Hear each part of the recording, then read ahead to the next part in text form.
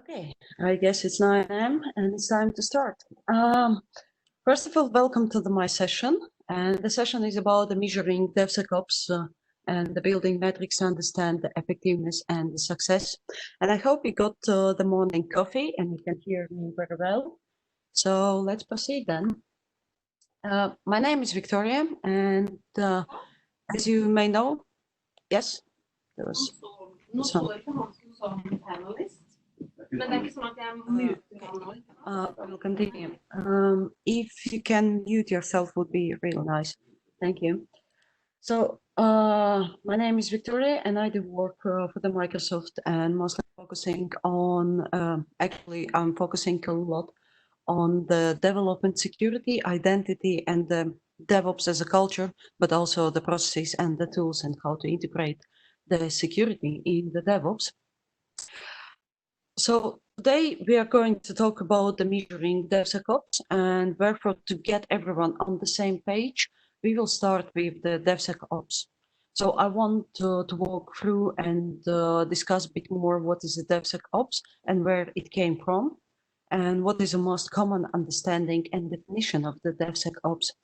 When we will switch gears and we will look on the metrics, why they are important, why actually we should focus on that, right?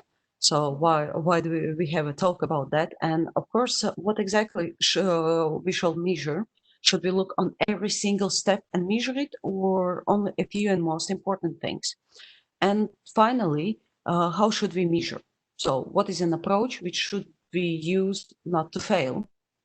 And at the end of the day, I will be open for the questions, and also we will wrap up by summarizing the action points, what you can do after the talk for the measuring your security posture in the development. I hope it sounds exciting. So let's begin. The first and the foremost, usually on the live session, like, offline, I would ask to raise the hands and ask people like, for some feedback, like, what do you think? If it's the correct term is the DevOps Sec or DevSecOps or SecDevOps? So what's the definition is mostly used? I would say like the DevOps Sec, or should we say DevSecOps or SecDevOps, like these are like, a lot of the abbreviations what I have seen during the last years, I guess. Honestly, I prefer to speak and say like security in the DevOps, because if you say like, for example, if you say DevOps Sec, which was actually at the beginning of the movement, we started to say DevOps Sec, and Sec was appended at the end of the, almost like, as a caboose on the train and afterward. So originally, that came from the marketing hype, and the marketing companies or the security software companies, they clouded that concept and they called like, DevOps Sec, and by selling their products. But the problem is if you append the security at the end, you change nothing, right? So people still think that there should be security separated and then so on. But luckily, the community who are like mostly working in the security, they started to use more and more the terminology of the DevSecOps. And this is where we get a fully understanding that the security is into the integration. Security is integrated in the, and the community popularized that. And this is what I see a lot in nowadays. And I also tend to say like, DevSecOps. My personal opinion, my strong opinion is that the security is actually the huge part of the quality. And DevOps itself, if you look on the definition and the way how we work in the DevOps itself focuses a lot on the quality. So my opinion is that why just not simply say the DevOps and assume that the security is a native part of that. But I guess we need to get on that particular maturity level before we will stop to use the titles like, DevOps Sec or DevSecOps. But for the simplicity's sake, I will continue to use DevSecOps. And what I want to do is I want to look on the DevSecOps in the way, like when we speak about the DevOps, we start to speak about the definition. And if we look at DevOps, I was trying to find quite good definition, and I looked into the different definitions, and actually I ended up with my favorite, what comes from the JFrog. So the JFrog, I believe, it catches the spot and explains properly the nature of the DevSecOps. JFrog states that the DevSecOps is a philosophy of the integrating security practices within the DevOps process, and then it clarifies a bit more into details, like that the DevSecOps is about the introducing security earlier in the life cycle of the development, who's minimizing vulnerabilities and bringing security closer to the IT and the business objectives. And honestly, I love the last quote because it takes the current security in a nutshell. Uh, but so far, it's a lot about the theoretical side. How does it look in the practice? And if you look into the practice and specifically in the development, what we do, we deliver our application solutions with the common pattern, like we plan, we develop, then they commit the code which triggers our CI pipeline to build the code, and the automatic tests are applied, the manual acceptance tests are done, and then we switch to the production by the delivering through the CD pipeline, or still manually, depends on the company's rules and the approach. So we went to the production, and now we are switching to the operation modes. This is where we learn how application acts and lives, right? And the DevOps also pushes us to learn from that by the collecting telemetry and logs and monitoring and so on. And we learn and we repeat this cycle over and over, every sprint or release, depending on the company's development lifecycle. And this is where the DevSecOps or the security in the DevOps comes in.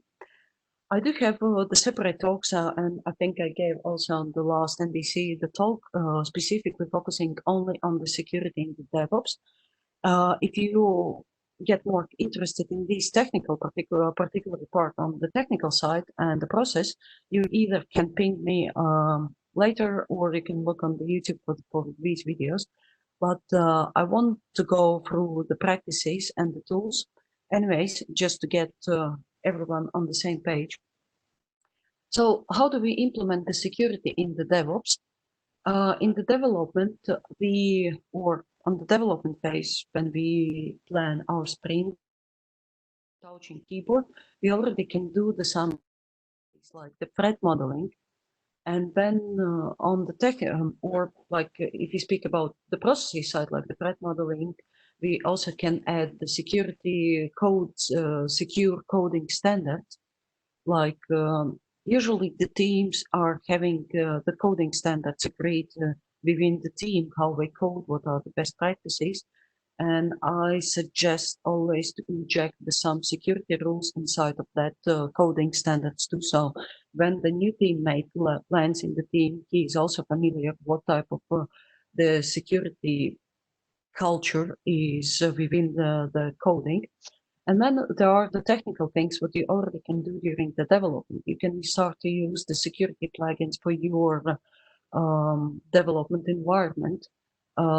Pre-commit hooks, this is like if you're using the GitHub, or like before pushing the code, before the committing the code, you can look for some patterns, like you're not pushing inside some sensitive information, and etc. etc. And then the peer review. So the pull request, the pull request in peer review is a power, and it should be used also in the security terms. And of course, when you commit the code and when you trigger a CI pipeline, this is where you can add on the top some of the other security things, like the static code analysis, which gonna test your code against, like the SaaS technology, which gonna look into the code for some security potential vulnerabilities in your repository. And then, of course, when we compile code, when we build code, we write the unit tests, right? So the same way you can do, you can write the unit test with the security approach, like from the you will get the feeling what type of the test needs to be written if you have, once you have done the threat modeling, because you will get the actions which needs to be protected, like what specifically you need to implement to protect the some functionality of your software. And the biggest part is dependency management. As we know, like 90% of the things with of the current development is all about the using open source libraries, and like it's a building of the blocks and depending on the third party libraries.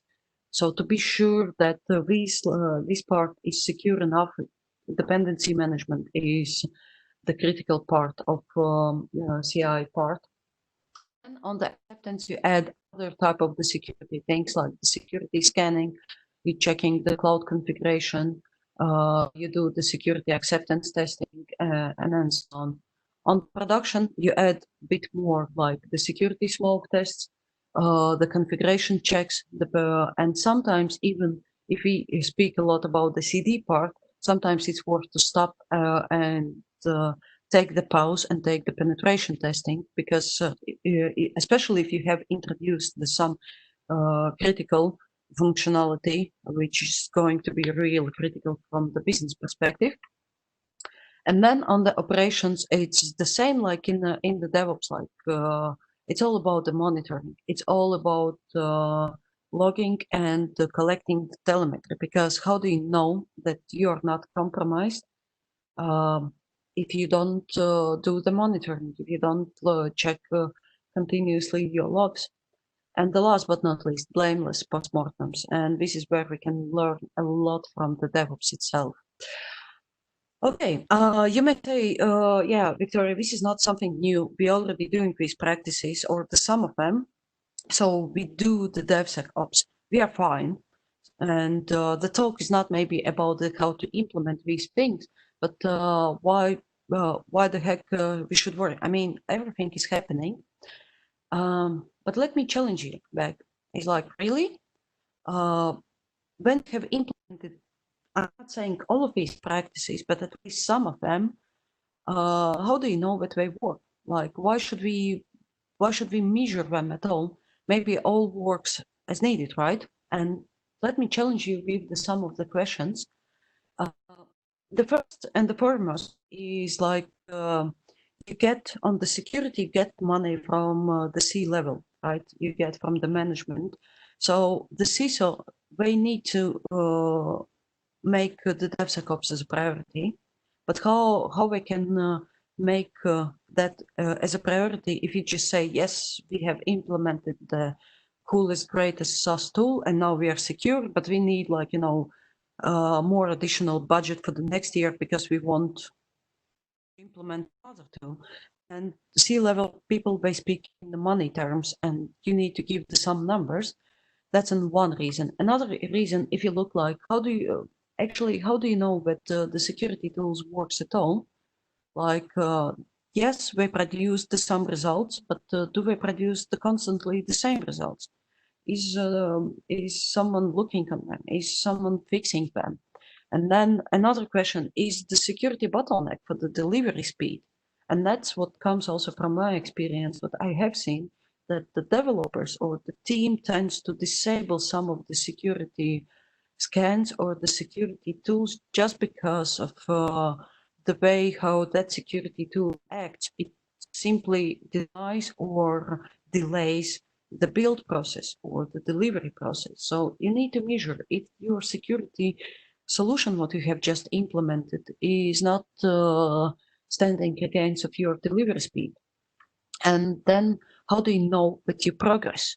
Okay, there are some findings, but these findings disappear next time if someone has looked on them, fixed them, or if on the next sprint, don't you see the same findings again and again? So how do you know that you progress? And another thing, like, okay, you bought 2 or 3 security solutions, but how do you know that you bought the proper ones? That these are the real critical for your current security posture. So do we prioritize the proper security measures. I mean, you can, of course, buy, let's take the example. You bought like the SaaS tool. It could be like the check marks, it could be any other company, Fortify, doesn't matter. You bought that one, but at the end of the day, you see that the developers still have the practice like sharing the sensitive keys or the reusing the sensitive keys in production, in development, in test environment. So maybe the priority is itself not yet into the code, but maybe the priority is to focus on some basic security hygiene. And then the last and not least, the question is like, if the DevSecOps is effective at all. Like the same what we do with the DevOps, right? You have implemented some DevOps practices, but do you get the benefit from that? How do you know that by pushing all the money and resources into the security, you get the most out of that and it's effective for you? And like I mentioned at the beginning, all of these questions, they accumulate and they give you the KPIs which you should give to the your management, because only through these answers you will be able to argument and say to the CISO, like, yes, we need additional training, yes, we need additional tool, yes, we need like, more investment because we see it works. And we also know what exactly to prioritize. To summarize, in terms of the why it is important, I would say that without the appropriate measurement, the DevSecOps becomes just more the hype than the value, right? So I hope that by this point we have agreed on that the measuring for security practices are really important. And then this leads us to the second question. It's like what we need, what should we measure? So what we should look into, and what should we do as as a next step. I would say that when it comes to the question, what, start with the scope. The first and the foremost, define what DevSecOps means to your organization. Because as I showed you at the beginning of the definition, the word DevSecOps means different things for the different people. Like some say that it is culture. Some vendor claims that this is a tooling, what you need. You just need to buy some new fancy tooling and then it's gonna work. And then the most commonly DevSecOps focuses actually on the software development, attempting to put the testing as early as possible. But it is also it is also could be the part of your culture. So depending on how you define the DevOps, actually, that's not something new. You need to look how you define the DevOps in your company. I believe that you will get the quite close DevSecOps definition for you. So the first and foremost, look into your teams, look into your company, and define what is a DevSecOps for you. Then the second thing is identify your DevSecOps challenges. Before you figure out what metrics to track, you need to identify what challenges your organization company has and what you are trying to solve. Because this is where we want to put the biggest focus. And finally, like I mentioned, don't invent the bicycle. You already have the DevOps. So just look on the DevOps. And in overall, the DevSecOps heavily relies on the DevOps, right? Like I mentioned at the beginning, the DevSecOps is nothing more than integrating some security actions inside of the DevOps practices, processes, and the tools. And the DevOps, it is pretty major framework, culture, tools, like it's more than 10 years. And what is good like on the DevOps? DevOps is has built already like definition on what it relies, like on the velocity, quality, and the performance. And DevOps is also giving us the way, understanding how we could measure all of these things, like the velocity, quality, and the performance. And when I say that, I would say like look into the book which is called, like, if you haven't read this book, I strongly suggest to look into. That's The Science of the DevOps, or the Accelerate. And it has really good points which can be applicable also to the DevSecOps. So it explains how you can measure the DevOps. Let's take some of them, or I would say four of them, four practices, and apply on the DevSecOps. And the first, what comes from that book, is that measure at the global level, not on the team level. And if you look from the security perspective, the goal of the security is to help the business achieve its goal, right? In the secure way. It's the goal of the security is not to make your team secure. It's all about, like, to make your business up and running and secure enough. And that's why you need to measure at the organizational level, not on the team's level. And it also helps to avoid the siloed thinking that, imagine the two teams. Let's keep it simple. You have the front-end team and the back-end team. And the front-end team is focusing a lot on the security measures, like they have the security ambassador. So you're measuring everything, and you see that this is a success. Can you say that you are, like, successful on the company level? What if I will compromise the back-end team who is not focusing on the security? At the end of the day, it will be in the way that business is compromised anyway, right?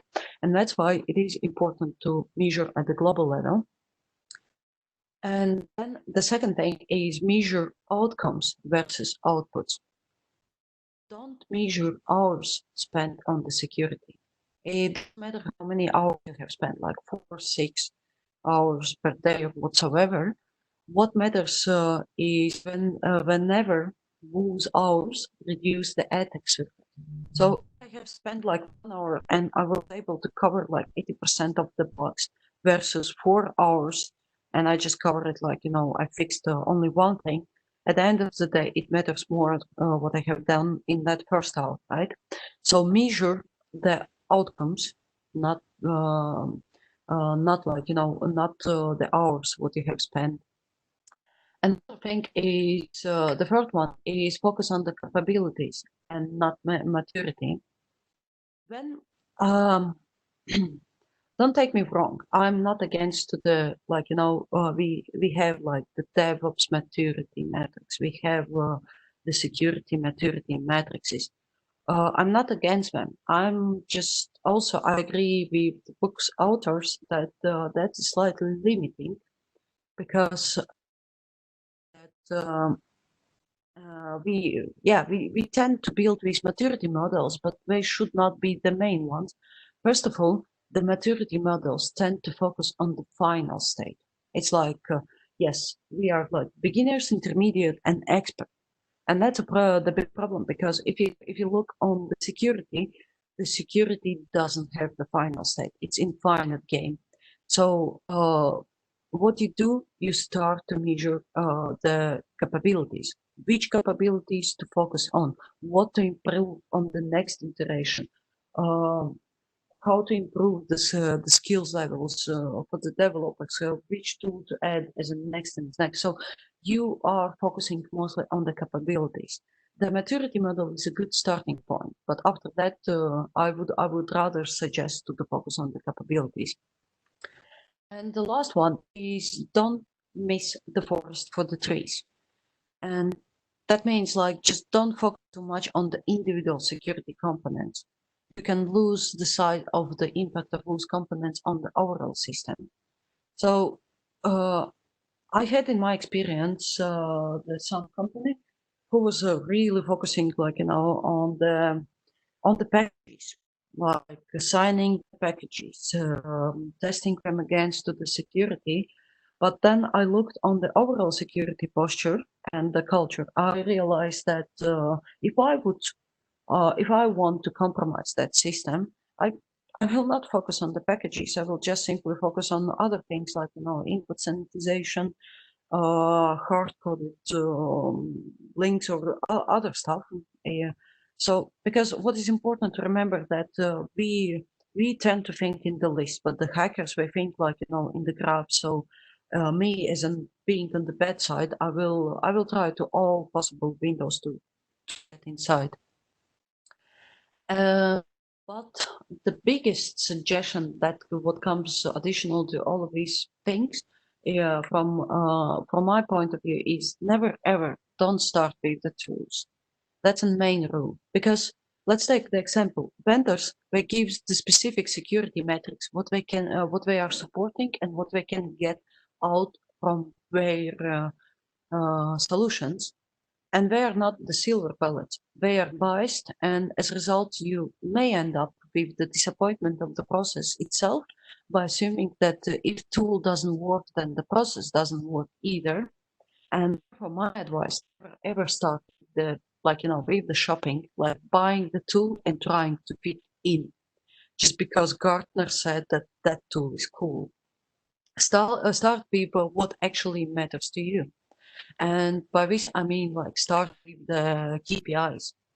KPI stands for the key performance indicator, and it's not a new thing. Business is using, DevOps is using it, and basically KPI is what it does. It measures the success or the failure of the business goal, function, or objective to provide actionable information on which decisions can be based. And what is most important, that each KPI should have a meaning. When you start to define those KPIs, you need to get, you need to understand if that KPI is going to give you the value. So where do we start? Where we can find the help for the identifying KPIs? And again, like I mentioned, the KPI, since the KPI is not something new, it comes also with the smart objectives, or the goals, are really wonderful things. So they bring clarity, structure, and measurability. So it's turning a vague aim into something much more realistic. And as you probably can see, that SMART stands for the simple, measurable, actionable, relevant, time-based. And this is what we can reuse also when we start to measure the security processes, the security tools. And the effective KPI actually should be able to be collected and grouped by the various time intervals. And if you look, especially what is most important when you start to build based on the SMART, pay attention on the time-based and the measurable. These, I would say, one of the most important things. Okay, yeah. It may sound theoretical, and the SMART will be different for each organization, because it's simply not possible to create a one-size kit which lists all the potential KPIs. And remember that the KPIs is a metric or indicator that tells you whenever you're on the track to achieve that goal. Even if I'm saying that for your company the KPIs could be different, I will try to give you some of the examples. And let's start with with the question, how many KPIs do I need? I'll try to answer on that question will the KPI provide value to a wide variety of the groups or the users, or just for the few individuals? Remember, measure global versus team-based. So that's that was about the silo. Then, will the KPI inspire the most meaningful change? Okay, you can measure how many times. Let's take the example. You can set up the KPI to measure how many times the security tool stopped your build process. It sounds meaningful, because you want to run after the call to decrease that number amount. So every time, that you're gonna, over the time, you will see that the security tool is less and less breaking your build process. It sounds like the KPI which may trigger the meaningful change. To look why it is happening, and you will try to focus to fix that one. And then another question, is it possible to track the KPI in a meaningful way? So it should give you exact number. It should not be changed like, every time. So like, the example, how many security related bugs are found in this sprint? Simple. Gives you the number, right? And the last is how much extra work will be created by the tracking the KPI. Because, if you will put a lot of the work every time when you are tracking those KPIs, guess what? You're not going to fly. You will fail because at some point you will understand that bureaucracy takes too much time for the actual, activity. And remember that you are limited in the resources. So more KPI, more maintenance. You want to choose properly and in balanced way. Too much KPIs, too much noise too. And these are the 4 questions what I usually take all the time with me when we are setting the measurement and we are doing that smart round. And we do a lot of the rounds because the initial round of the KPI brainstorming will likely result in a very long list of the potential KPIs. So do the several rounds, ask and ask again and cut those which you don't feel that fit with these questions. And let me give you some examples of them and the common ones, what actually I have seen so far. The first and the foremost is the number of the security findings identified in the code. And this is what I'm speaking is about the number of the security defects, what you identify pre-production, the number of bugs identified, are divided by the code base of application. So, 1 security bug per 1,000 lines of the code. And this is used to set the goals and measure progress with the team and with the specific application or the service. Let's assume you have the application which has 400 400,000 line of the code, and you have identified that in average you get 10 security bugs for that application per this amount of the code. That's a good start, and your goal is to decrease that, right? So that's the one of the most popular. Another one is the security findings burn rate. Security defects burn rate. That's an amount of the time to fix vulnerabilities in application. Focus how quickly those defects are addressed by the team. And in the same way, when you're doing the agile, you have burn rate. In the same way, you findings burn rate. These top vulnerability types, and actually it comes together with the top recurring bugs. If you measure both of them, that you're gonna help to your security team who is helping you, or your security ambassador, or your security responsible person in the team. Depends of your way of implementing security in the DevOps. But for that responsible person or the team, you will help to track the top vulnerability types. And they will be in a much, much better position to help you as a developer or as a team to make long-term improvements in the way how we code. Like, for example, by the writing the library, writing the documentation, giving the training specifically related to these vulnerability types, to these recurring bugs.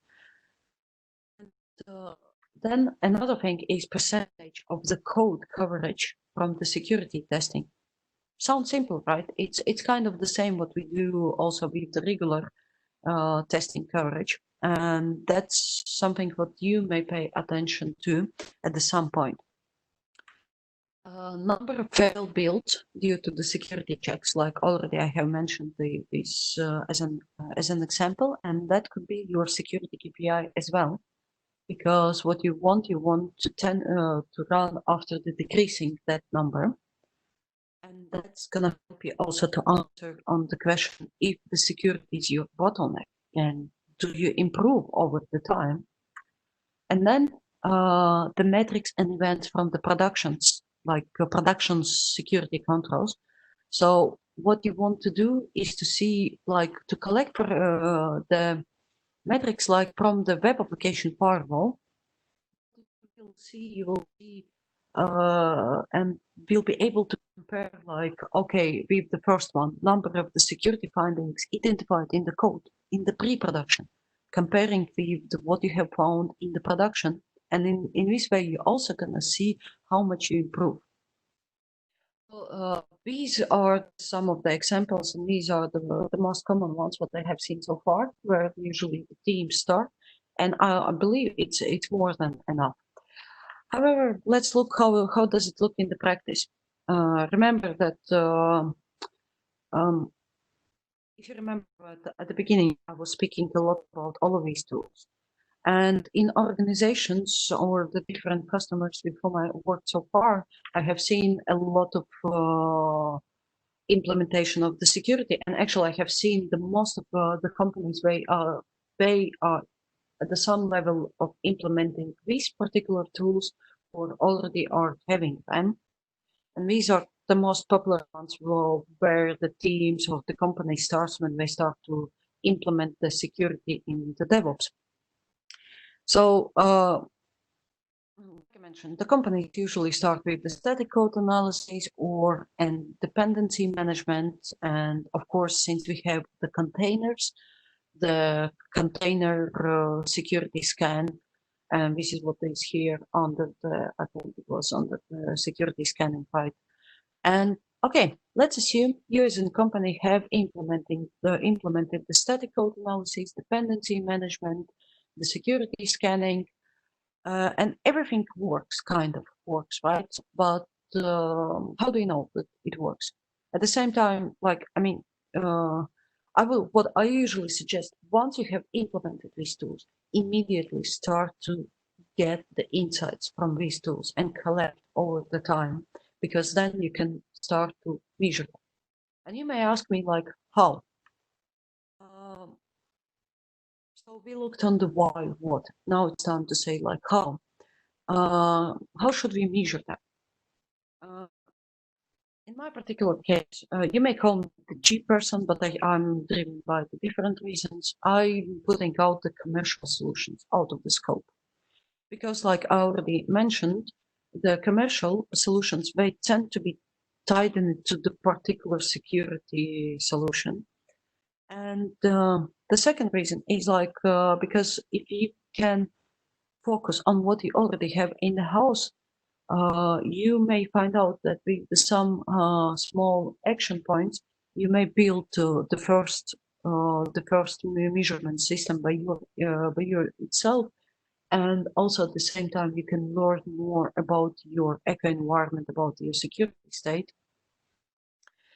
And let's look how we can do this in the practice. So let's take the scenario. You have the Azure DevOps. In my particular scenario, I have the Azure DevOps, but you can have the GitHub or like, the Jenkins for the CI/CD part. But let's assume you have the Azure DevOps for the managing development work from the Scrum boards with the tasks issues. So the team is using the Scrum process, and then you're using the Azure DevOps pipelines for the delivering application. And in this case, I have the application which is like, gets compiled and then gets packed into the container, and that container gets stored in the Azure Container Registry. And on CD stage, we are pushing this to the cloud environment. And on the top of it, of course, I have implemented the different security tools like the checkmark for the static code analysis, the white source bolt for the package management, OWASP Zap for the security scanning, like Anchor for the container scanning and for the policies, and some of the Microsoft security analysis tools for the credentials. So you get the reports in the different places, and you make the user stories or the bugs in your backlog from whose findings, and that means that your backlog is also the good source for the measurement.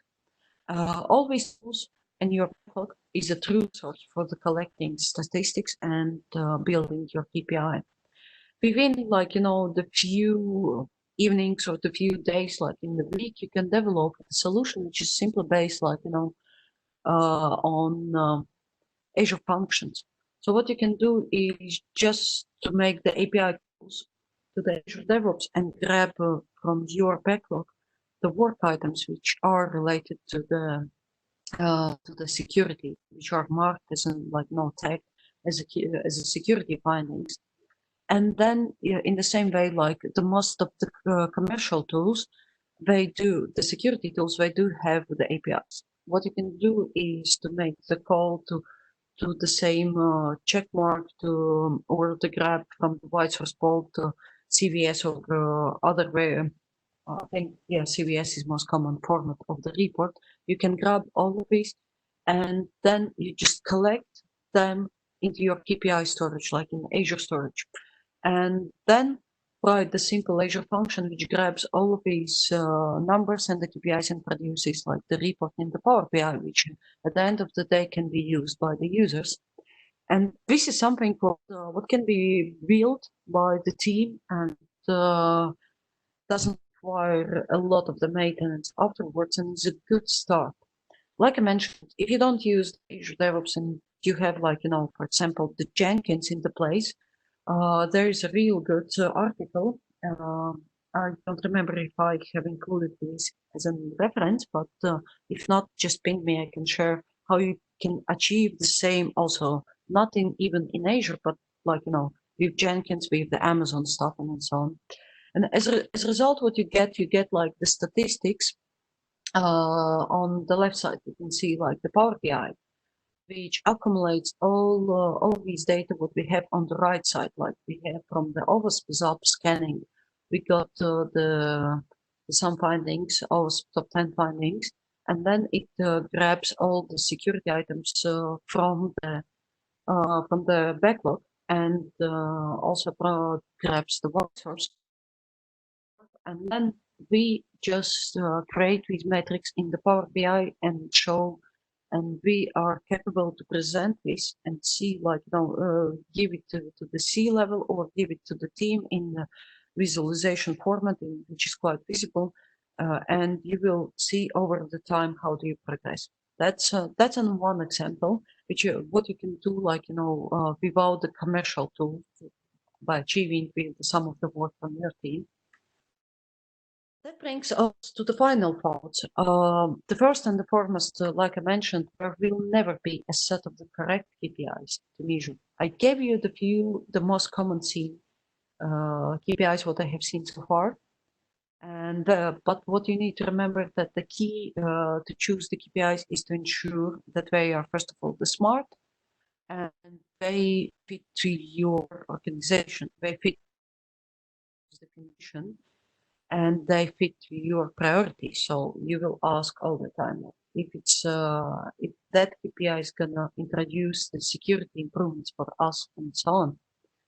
Try to limit yourself with the 5 or the 6 common metrics, just not more, because like I said, the more KPIs, the more maintenance, the more noise, and you may end up not being happy. So even start with 2 or 3 KPIs. And then what is really important, define who owns those KPIs. Of course, we may speak about the shared responsibility, but in this case, the shared responsibility, nobody's responsibility. I assume just look inside of your team. If there is a specific person or the specific team who is already working with the DevOps KPIs, then maybe it's worth to ask them, hey, can you grab 2 or 3 more and look after? If not, security team or the person who is running up to the to improving the security posture. And then try to start with the building the reporting on the top of the use technologies before running after the Gartner's most valuable security tool or the solution for that one. Look already what you have in the house, because maybe with some small tuning you may achieve like, that simple dashboard view already for yourself, because at the end of the day, it's a set of the numbers and which needs to be processed, and some like, the charts need to be created. So the call for the action, like I mentioned, define what DevSecOps means to your organization. Even if you are not convinced that you need to measure your DevSecOps, at least this action, what you could take and do is to define what DevSecOps means to your organization. So next time when you're implementing some security stuff, you clearly know that your DevSecOps posture, your DevSecOps maybe is not about the culture, it's all about like implementing, maintaining, and focusing on more security tools. Then identify your DevSecOps challenges, because like I mentioned, every company can have their own challenges. Like, some companies have in-house developers, some companies have outsourced developers, and even that can change your challenges, like the priorities. And if you are convinced and you want to go into the measurement, then define a list of the KPIs and evaluate them through the SMART. Limit that with the 5 or the 6 metrics, and leverage leverage already used the solution. So try to use the things what you have already to build the collecting and the reporting. Because if you remember, like I mentioned at the beginning, that without the appropriate measurement, the DevSecOps becomes more the hype than value.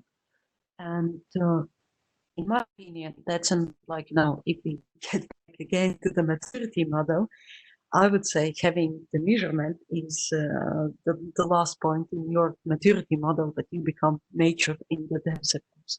So I feel that collecting the metrics is the natural step in progressing in the DevSecOps. Okay, so that was what I wanted to share today with you, and I want to say thank you for staying on the line and listening. If you have the questions, please feel free to shoot them out right now. If you feel too shy, just find me through the Twitter, GitHub, or ping me on the email. But otherwise, I wish you to have a great day and enjoy other sessions too.